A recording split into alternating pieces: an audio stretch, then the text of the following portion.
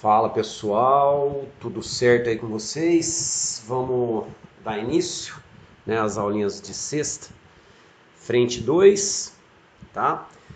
Semana passada eu havia parado, né, nessa parte aqui da terceira e da quarta fases da Revolução Industrial. Expliquei para vocês as características, terminei falando dos fatores locacionais, né, que acaba sendo aí em comum das duas. Assim como os fatores locacionais eram em comum também da primeira e da segunda. Beleza? Exercício que caiu, pessoal, falando, né, dessa questão de transnacional, caiu na Unicamp o ano passado, né, no final do ano aí, questão aberta, sobre a questão da robotização, né? Então, vou ler aqui só para a gente ganhar tempo. Então, olha só, Brasil e México, evolução do custo médio de um robô soldador e da mão de obra manufatureira. Tá? Então, ó, custo de um robô soldador, ó, o tanto que caiu ao longo dos anos, e projeção também aqui, né? E o custo da mão de obra manufatureira, mão de obra manual, literalmente, tá? Do México e do Brasil, já um pouco mais elevada, né? Em dólares por hora. Letra A. Qual a relação entre o custo da mão de obra e a localização das indústrias transnacionais na segunda metade do século XX? Então vamos lá.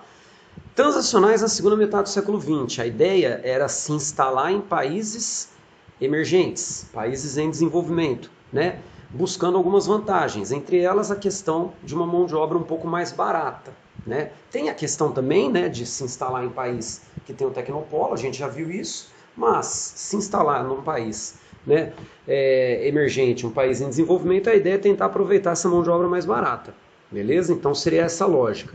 Como que a robótica pode alterar essa relação? Bom, a partir do momento que você, usando um robô, você tem uma diminuição, tá, do custo dessa mão de obra, né, na realidade, muitas indústrias elas podem preferir nem ir para um país emergente, elas podem ficar no seu próprio país de origem, já que elas podem substituir aquela mão de obra, né, todo o processo de implementação num outro lugar, num outro território, elas podem ficar no próprio território e colocar robô para trabalhar. Seria isso. Isso responde também a B. Tá? Então, olha só, letra B. Considerando a atual situação de desigualdade social no México e no Brasil, indique duas possíveis consequências. A primeira, a gente chama de reindustrialização. O que seria isso? A indústria ela não sair do território, ela ficar no seu território e robotizar. Essa seria a primeira. Agora, vamos pensar num outro cenário. A indústria já estando no outro território, que é o caso aqui, México-Brasil. Quando essa indústria está no outro território e ela começa a utilizar robôs, você pode ter uma substituição dessa mão de obra e desemprego. Deu para entender? Porque você substitui a mão de obra manual por uma mão de obra robótica. Beleza? Então seriam essas duas consequências. Tá? E ele pede, né, ó, desigualdade social do México e do Brasil. Beleza, pessoal? Bom, dando início então ao assunto da aula de hoje. Letra que eu já nem lembro mais qual que é, vocês, como vocês são muito organizados, eu tenho certeza que vocês estão anotando tudo bonitinho no caderno. Pode colocar a próxima letra, produção industrial mundial. Bom, a ideia aqui, pessoal, é passar um pouco por cima de Reino Unido, Alemanha, tá? Japão, vamos dar alguns detalhes, né, um pouco mais, tigres asiáticos também. E eu acredito que eu devo parar aqui em tigres. Eu estava para cronometrar a aula, para variar, eu esqueci de cronometrar. Começar a cronometrar aqui do nada. Vamos lá, só para eu ter mais ou menos uma noção. Mas eu devo parar aqui em tigres, certo? Na semana que vem, eu devo fazer somente Estados Unidos e China, porque são áreas mais densas, né, de industrialização. Para uma outra semana, não sei se a gente vai ter voltado já, não sei mais de nada, tá? A gente entra na industrialização brasileira. A grande maioria de exercícios que vocês têm aí no material é sobre industrialização brasileira, que é o que mais cai, né? Vamos ser bem sinceros.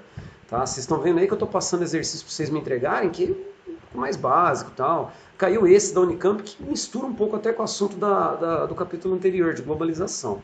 Tá? Mas agora, muito raro cair industrialização do Reino Unido, da Alemanha. Se cai do Japão, vai cair Era Meiji, tá? Que tem mais a ver por causa disso. Tá? De tigres, uma outra pergunta, não é muito comum. Estados Unidos ainda cai, China ainda cai por causa das EIAs. Tá? Bom, primeiro então, né, põe a letra aí, produção industrial mundial, vamos falar do Reino Unido. Tá? Eu acho que é interessante vocês irem colocando características, né, para a gente poder entender a industrialização aí do Reino Unido. O Reino Unido, pessoal, né, vamos ser de maneira prática, Inglaterra, ó, Gales é esse pedacinho aqui, aqui em cima é a Escócia, ó, Glasgow já é a Escócia, tá? Isso aqui é a Escócia. Belfast aqui já é a capital da Irlanda do Norte, isso aqui é a Irlanda do Norte. O restante é o que a gente chama de República da Irlanda, tá? Que não tem nada a ver com a Irlanda do Norte, lembra disso, tá? Falei aí na questão do Brexit lá para vocês, beleza? Bom, vamos falar basicamente da Inglaterra, né? Berço da Revolução Industrial, lá no século XVIII, a gente já falou sobre isso, tá? Nós já falamos dessa questão, né, do berço da Revolução Industrial, vocês vão ver em história com muito mais detalhes, tá? Todo o contexto que levou à Revolução Industrial, a questão dos cercamentos, né, os enclosures, tá? Vocês vão ver tudo isso, beleza? A ideia não é falar isso, a ideia é a gente falar sobre a industrialização que tem no Reino Unido, especificamente em Inglaterra, tá? Então, no sul, a gente tem Londres, tá? E a região de Londres ela é marcada pela presença de tecnopolos, beleza? Então pode colocar isso aí, tá? Na parte central, nós temos as duas cidades que formam até uma megalópole, Liverpool, Manchester, tá? Onde nós temos o predomínio de indústrias têxteis, as antigas indústrias têxteis, tá? Lá atrás. E nós temos muita indústria de base, ó. Se a gente olhar aqui, ó, a indústria química, certo? A indústria mecânica, que é de maquinário, tá? Ó, o S ali, ó, siderúrgica, a gente tem bastante indústria de base, tá? São cidades, né, feias. Liverpool é um pouco mais bonita, mas Manchester é uma cidade, né, meio acinzentada, poluída, é foda. É porque tem muita indústria. E na porção norte se destaca a cidade de Newcastle, tá? Por causa da indústria forte deles, indústria naval, beleza? Lembrando que o Mar do Norte aqui, ó, tá? É uma área que a gente tem bastante ocorrência de petróleo. Pra cá, a gente chega na Noruega. A Noruega extrai petróleos. A Inglaterra ela tem áreas de extração aqui, não muito, tá? Mas o Mar do Norte ele seria interessante porque é uma área onde a Inglaterra compra petróleo da Noruega, certo? Então seria aí um meio de ligação, né, o Mar do Norte, entre a região da Escandinávia aqui, né, especificamente a Noruega, tá, e a Inglaterra devido a essa questão do petróleo. Beleza? Bom, Alemanha. A Alemanha é interessante, pessoal, porque a Alemanha ela tem uma distribuição industrial, ó, bastante ampla, né? O país inteiro tem indústria, tá? Nós vamos falar primeiro da região sul aqui da Alemanha, ó, tem o Rio Danúbio, extremamente navegável, tá? E destaque Munique. Região de Munique, Tecnopolos, também é uma área de industrialização mais avançada, certo? Né? Tecnologia, beleza? Outra área importante, pessoal, é essa área aqui, ó, tá? Que a gente fala que seria a porção oeste da Alemanha. Tá? Leste aqui, região de Berlim, né? Alemanha Oriental, antiga Alemanha Oriental. Aqui, né, estaria parte aí da Alemanha Ocidental. Essa região, não tem nem o desenho aqui, ó, mas mais ou menos por aqui, ó, nasce um rio pequenininho, aqui é o maciço da Renânia, uma área alta, é escudo cristalino, tá? Tem nascentes de rios aqui, ó, pode ver que tem um monte de rio aqui, tá? Aqui nasce o rio Ruhr, R-U-H-R, Ruhr. E ele vem até o rio Reno, que está aqui. O rio Reno, ele vem aqui, ó, pessoal, dos Alpes.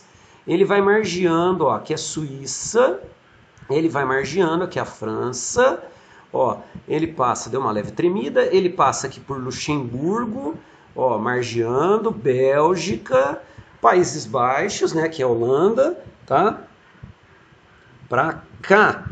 Aqui, pessoal, Porto de Roterdã, certo?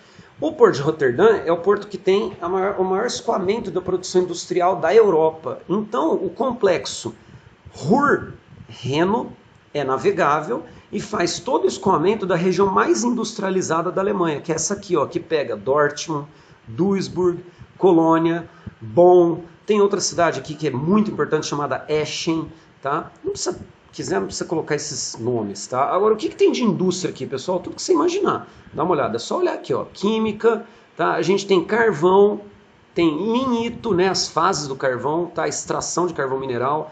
Como tem muito carvão, tem muita indústria de base, ó. Siderúrgicas, tá? O símbolozinho aqui, ó, indústria mecânica, que a gente chama que é indústria de maquinário, tá? Então é a área mais industrializada, não só da Alemanha, tá? É a área mais industrializada da Europa, beleza? Então a região aí é muito, muito forte, tá? Industrialização pesada e tem a facilidade pelo rio Ruhr até o rio Reno para vir até o porto de Roterdã, na Holanda. Beleza? Bom, olha só. Outra área que é importante, região de Hamburgo, tá? Região de Hamburgo a gente tem aqui a questão do Porto de Hamburgo, onde tem indústria naval, tá? Porto de Hamburgo é o principal da Alemanha, apesar da Alemanha usar muito o Porto de Roterdã, o Porto de Hamburgo, né, aqui por causa do Reno, o Porto de Hamburgo é extremamente importante para fazer o escoamento da produção alemã aqui pelo norte também, dessas áreas aqui, tá? Então indústria naval, e a parte que seria aí a região, né, da Europa Oriental, da Alemanha Oriental, a região de Berlim, tá? Região de Berlim também com bastante indústria de base, dá uma olhada, ó. Nós temos carvão, né? Nós temos siderúrgicas, indústria química, tá? Indústria mecânica, indústria de ramo elétrica, toda essa parte aqui, região de Berlim. Fechou? Próximo, Japão. Bom, o Japão, pessoal, país pequeno, né? Totalmente industrializado, tá? Dá pra gente falar que é um imenso tecnopolo, olha só. Nós temos tecnopolo em Hokkaido, Honshu, Shikoku, Kyushu, que são as 4 ilhas, tá? As 4 grandes ilhas, obviamente, tem um monte de ilha, tá? Dá uma olhada, ó, indústria de ponta, tem tudo, ó, território inteiro japonês tem tecnopolos. A produção industrial do Japão, pessoal, ela é extremamente alta, né? O país hoje, ele possui o terceiro maior PIB do planeta, perdendo apenas aí para Estados Unidos e China, tá? O quarto seria da Alemanha, né? O quinto hoje é da Índia, tá? A Índia cresceu pra caralho, e o sexto da Inglaterra, tá? Só para constar aí. Depois França, Itália, né? Agora vai saber o que vai acontecer esse ano, né? Mas por enquanto seria isso, beleza? Bom, a industrialização no Japão, pessoal, ela começa a ter início, pelo menos o processo industrial, a partir de 1868, tá? Com a Revolução Meiji. A Revolução Meiji, ela determinou algumas características que foram fundamentais para que o Japão se tornasse um país industrializado e tivesse um crescimento muito grande, né, ao longo aí do final do século XIX, né, comecinho do século XX, já que o Japão cresceu demais e entrou até com tudo na Segunda Guerra Mundial, tá? Bom, o que veio com a Revolução Meiji? Primeiro, ensino público obrigatório, tá? Todo mundo tinha que estudar. A ideia era formar mão de obra qualificada. Essa é a primeira medida, né? A segunda medida que o Meiji vai colocar em prática, pessoal, no Japão, investimento em infraestrutura. Vai começar a construir ferrovias, vai começar a construir portos, tá? A ideia também é fazer, como é um país pequeno, né? Isso aí facilitaria, tá? A ideia então é fazer com que o Japão começasse a ter esse desenvolvimento de infraestrutura para poder fazer o transporte das mercadorias, né? Num primeiro momento, pessoal, o Japão ele vai fechar o país, né? Não vai permitir a entrada, né, de empresas, tá?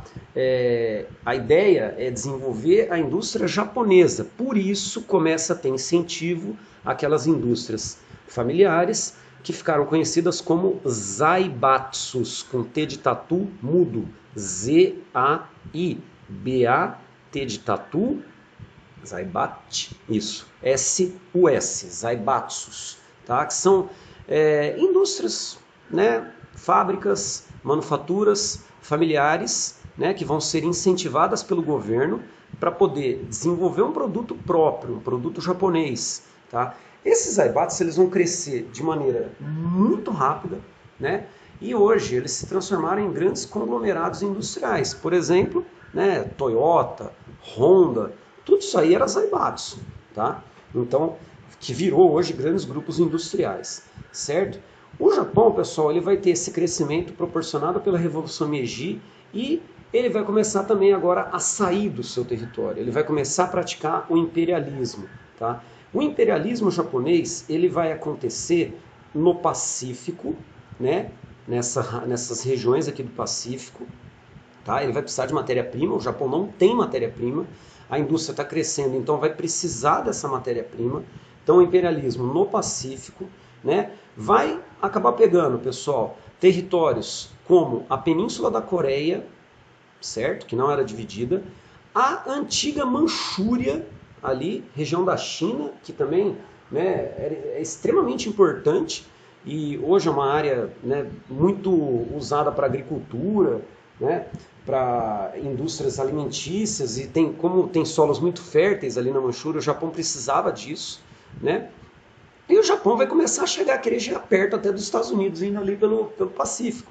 Tá? Lá na frente vai dar pau por causa da questão do Havaí, de toda essa, né, essa disputa que vai acontecer e aí vai gerar a Segunda Guerra Mundial. Então é outro fator, o imperialismo japonês ao final do século XIX, século XX, conquistando territórios para buscar matérias-primas, já que o Japão não tem matéria-prima. Beleza?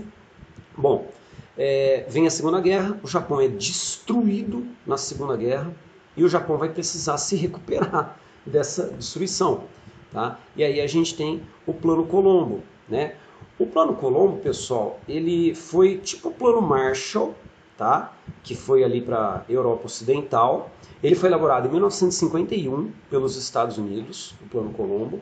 A ideia era fazer empréstimos para que o Japão se recuperasse, se reconstruísse. Tá? Tipo o Plano Marshall mesmo. E o Plano Colombo vai dar resultado, né? O Japão vai pegar a grana do Plano Colombo, vai aplicar direitinho, né? Vai deixar o dinheiro rendendo, vai tirar o dinheiro quando for necessário, tá? E vai investir na recuperação das suas infraestruturas, né? Da sua economia que estava fortemente abalada, beleza? Além de tudo, lembra aquela ideia da Revolução Meiji que instituiu a questão da obrigatoriedade, né, do ensino público, tá? Para todo mundo lá? Então, havia uma mão de obra que já era muito qualificada. Essa mão de obra muito qualificada vai fazer com que o Japão, né, invista na indústria, e agora a indústria de tecnologia, tá? Indústria, né, automobilística, tá? Vão formar vários tecnopolos no território, algumas indústrias de base, obviamente, que nem está aqui, ó, siderúrgica, refinarias, tá? Né, para poder fazer, né, a produção de combustível, por exemplo, dentro do território, tá? E o Japão, ele não pode ter gastos militares, porque o exército vai ser limitado, até 100 mil pessoas, tá? É considerado até um exército pequeno. Se o exército é limitado e você não tem gastos com indústria bélica, você investe em tecnologia. Por isso que o Japão vai virar um puta de um tecnopolo gigantesco. Né? O maior tecnopolo hoje que a gente tem é o do Vale do Silício, não tenha dúvida. Mas o mais tecnológico é esse que fica aqui, ó, no sul de Tóquio, né? Que é considerado aí o tecnopolo mais avançado do planeta, que é o tecnopolo de Tsukuba, tá? Nessa região. Tóquio até a cidade de Osaka forma uma megalópole gigante, tá? Essa região aqui, ó, nós temos Tóquio, Osaka, né? Passa por Kyoto, Nagoya, certo? Também são áreas extremamente industrializadas, né? Densamente povoadas também. Então esses foram esses fatores, tá? A Revolução Meiji, né? Todas as mudanças, eu queria que vocês anotassem isso, e o pós-Segunda Guerra, com a questão do Plano Colombo, né? Aproveitando a mão de obra qualificada, o exército limitado, não pode, né, ter desenvolvimento de indústria bélica, tudo isso fez com que o Japão, ao longo dos anos, se transformasse numa puta de uma potência. Tá? Só um detalhe, a indústria japonesa ela vai crescer tanto que ela vai ter que sair, e à medida que ela sai, ela vai para os vizinhos. Primeiro ela vai para os velhos, aqui é Singapura, tigres asiáticos. Então ainda tem isso, né? A saída da indústria japonesa conquistando territórios, né? As transnacionais japonesas, primeiro aqui nos tigres e depois para o mundo inteiro, obviamente. Beleza? Bom, o próximo são os tigres. Os tigres eles são divididos em velhos, lá pelos anos 70, pode colocar quais são, ó, Coreia do Sul, Taiwan, Hong Kong, Singapura. Esses são os velhos, tá? Anos 70.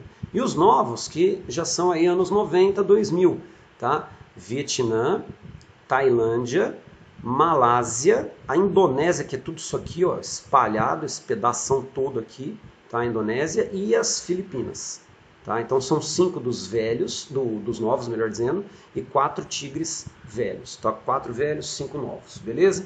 Características dos tigres asiáticos em geral, tá? Para a gente poder entender. Não, vamos dividir pelos velhos primeiro, eu acho mais fácil. Velhos, característica dos velhos tigres. Investimento de indústria japonesa, essa é a primeira característica. Tá? Num primeiro momento, a mão de obra era bem barata, né? Num primeiro momento, hoje a mão de obra é bem cara. Tá? No primeiro momento, né, eles valorizavam muito o mercado externo. A ideia era criar plataformas de exportação, que a gente chama de zonas econômicas especiais. Tá? É uma ideia aí, né, parecida com a da China. Tá? Tem as ZEs da China, tem as ZEs dos tigres. Então, eles eram enormes plataformas de exportação. Produzir, vender. A ideia era mercado externo. E com isso, fortalecer a poupança interna, porque eles acumulavam muito capital. Tá? O dinheiro desvalorizado fazia com que a produção não fosse tão cara. E aí, você vende, né, por exemplo, em dólar, com dólar mais alto, você ganha dinheiro. Né? A exportação tá bombando, né, por causa do câmbio. Tá? Do câmbio desvalorizado. Então, essas eram as características desses, né, velhos tigres. Tá? Os novos, eles vão começar a ter industrialização japonesa e eles vão ter industrialização dos velhos tigres. A indústria dos velhos tigres vai desconcentrar e vai concentrar nos novos. Tá? A mão de obra dos novos ainda é muito barata. E se comparada com a desses aqui, era bem mais barata. Tá? Muito mais barata. Outra coisa, esses novos tigres, eles também configuram ZEs. A ideia é produzir, exportar. Produzir e exportar. Beleza? E eles ainda têm problemas sociais. Tá? Tirando a Malásia, que é um pouquinho melhor, né? Vietnã um pouquinho melhor, mas não é muita coisa, eles têm gravíssimos problemas sociais, coisa que os velhos não tinham tanto. Tá? Tanto é que eles viraram, né, áreas bem desenvolvidas. Coreia do Sul, Taiwan, Hong Kong, Singapura, eles têm IDH elevadíssimo.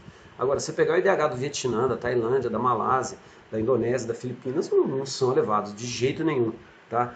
Tem alguns agravantes, a população é muito numerosa desses países. Você tem a Indonésia hoje com 450 milhões de habitantes, você tem o Vietnã com 90 milhões, que é um filete de país. Filipinas tem quase 100 milhões, o negócio é complicado. Tá? Então, assim, eles têm enormes desigualdades sociais. Os velhos tigres não possuíam isso. Tá? Então, muita gente fala, os novos serão os velhos daqui a 30 anos? Não sei. Eu acho que vai demorar mais. Tá? Eu acho que o processo de crescimento dos velhos foi muito mais rápido.